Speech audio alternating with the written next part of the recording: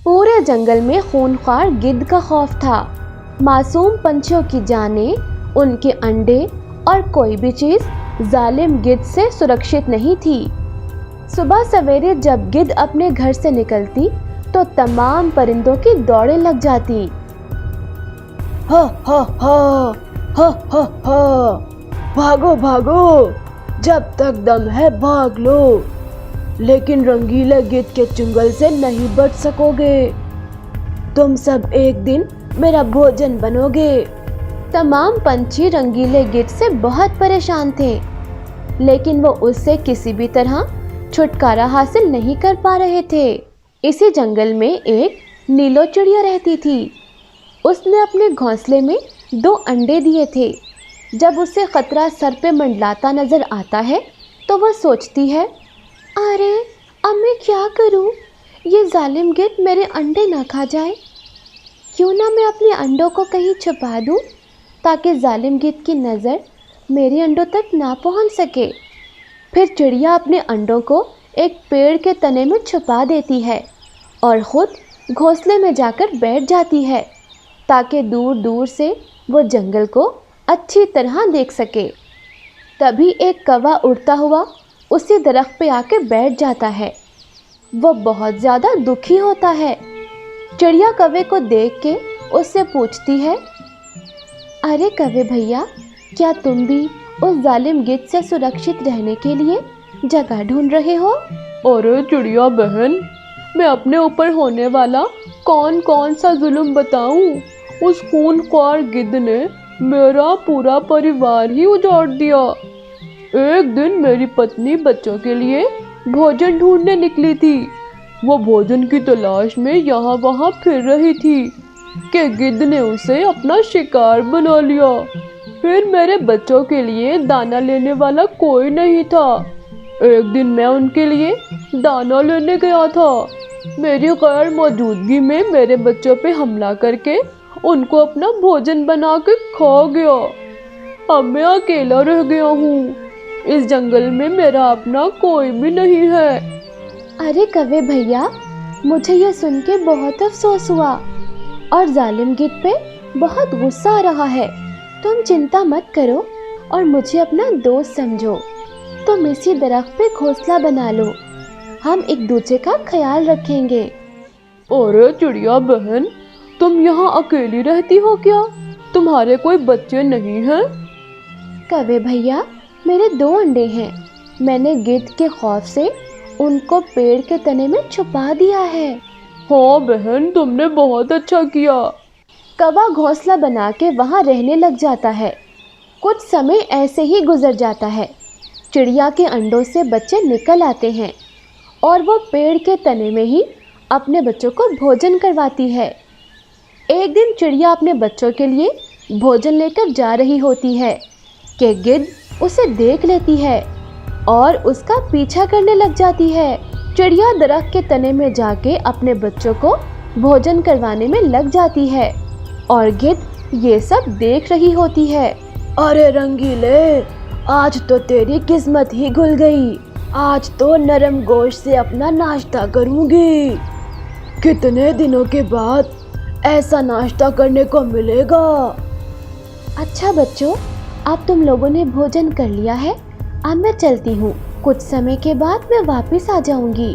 चिड़िया जब दरख्त के तने से बाहर निकलती है तो सामने गिद्ध उसके इंतजार में बैठी होती है। गिद्ध को देख के उसकी सांसें रुक जाती हैं। वो अपने डर पे काबू पाते हुए गुस्से में कहती है, अरे जालिम गिद्ध, अगर तुम मेरे बच्चों को खाने के इरादे से यहाँ आई हो तो ये तुम्हारी भूल है। मैं तुम्हें अपने बच्चों को हरगिज नहीं खाने दूंगी। चिड़िया की आवाज़ सुन के कौवा वहाँ पे आ जाता है और उसके बच्चे भी तने से बाहर आ जाते हैं।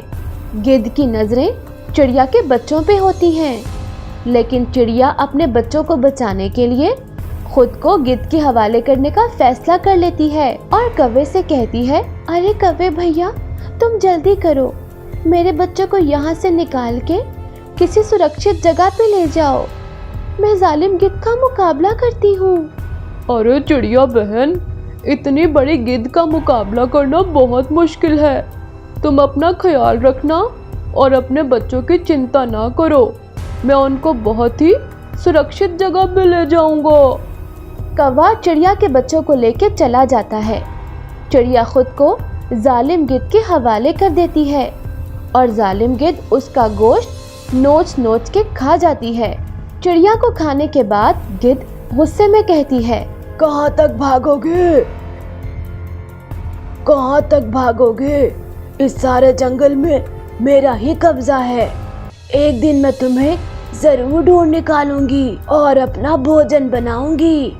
कौवा चिड़िया के बच्चों को सुरक्षित जगह पे ले जाता है जहाँ कुछ दूसरे पंछी भी मौजूद होते हैं।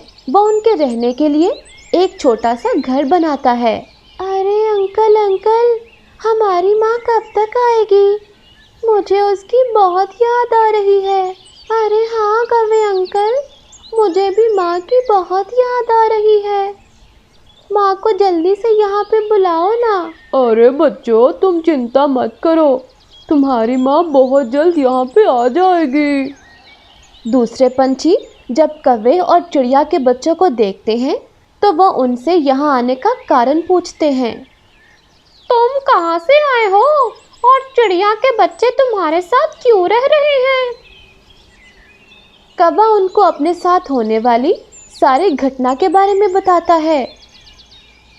अरे कौवे भैया, हमें यह सुन के बहुत अफसोस हुआ है। उस जालिम गिद्ध के बारे में हमने भी सुना है, लेकिन वो जंगल के इस जानिब कभी नहीं आई, इसलिए हम यहाँ पे शांति से रह रहे हैं। वो गिद्ध बहुत ही जालिम है, वो हमारा पीछा कभी नहीं छोड़ेगी। वो हमें ढूंढते हुए एक दिन यहाँ पे भी जरूर आ जाएगी। अरे कौवे भैया, तुम चिंता मत करो। अगर वो जालिम गिद्ध यहाँ पर आएगी तो मैं उसका मुकाबला करूँगी।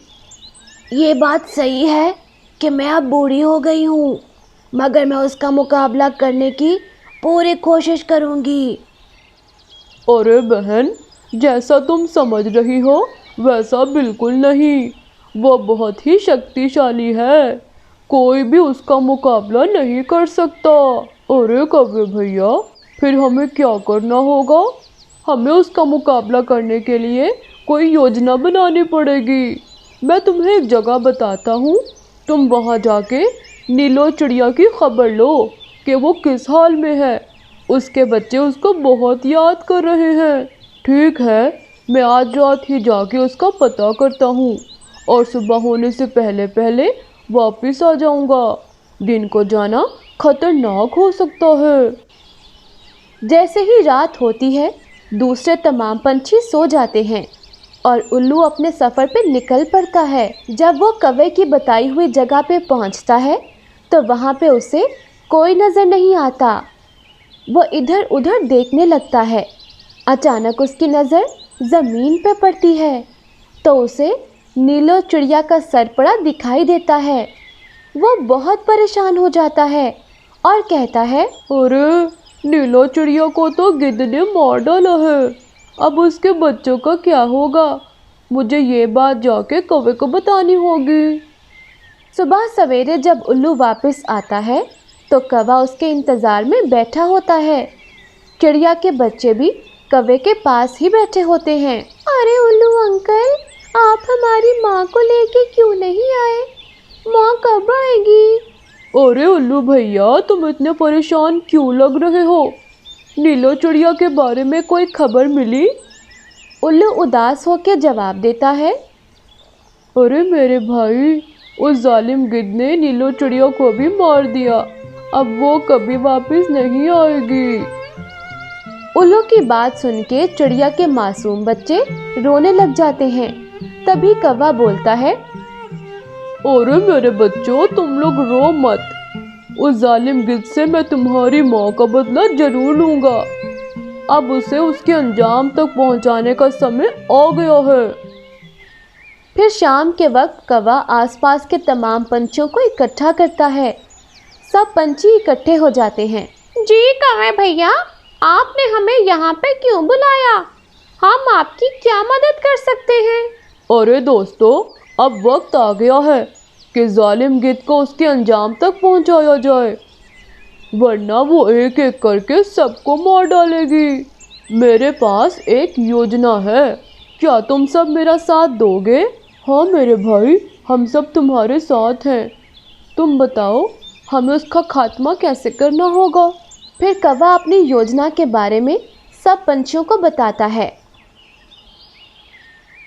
ये योजना तो बहुत अच्छी है, हम जरूर उसे मारने में कामयाब हो जाएंगे। इसके बाद वो अपने घरों में जाके सो जाते हैं। सुबह के वक्त उल्लू अपने घर से निकल के गिद्ध के घोंसले की जानिब चल पड़ता है। गिद्ध उसे देख के खुश हो जाती है और कहती है, अरे आज तो शिकार खुद चल के मेरे पास आया है। गिद्ध की बात सुन के उल्लू कहता है, अरे तुम मुझे क्यों मारोगी? मैंने तुम्हारा क्या बिगाड़ा है? मैं तो यहाँ से गुजर रहा था।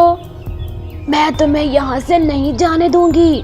पहले ही चिड़िया के बच्चे मेरे हाथ से निकल गए हैं, लेकिन वो मुझसे बच नहीं सकते।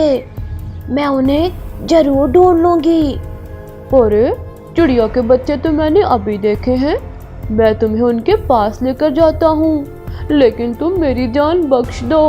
अगर ऐसी बात है तो तुम मुझे अभी वहाँ लेके चलो, मैं उनको नहीं छोड़ूंगी। अगर वहाँ चिड़िया के बच्चे ना हुए तो तुम्हारा आखिरी दिन होगा। गिद्ध उल्लू के पीछे चल पड़ती है। उल्लू एक दरख्त पर जाके बैठ जाता है। अरे कहाँ है चिड़िया के बच्चे? मुझे तो नजर नहीं आ रहे। वो देखो, सामने जमीन पे बैठे हैं। गिद्ध उड़ के चिड़िया के बच्चों के पास जाती है। तुम मेरी माँ की कातिल हो, हम तुमसे बदला जरूर लेंगे। अब तुम बच के नहीं जा सकती। हा हा हा हा, तुम मेरा क्या बिगाड़ सकते हो? खुद तो उड़ नहीं सकते और मुझे मारने की बातें करते हो। हा हा हा।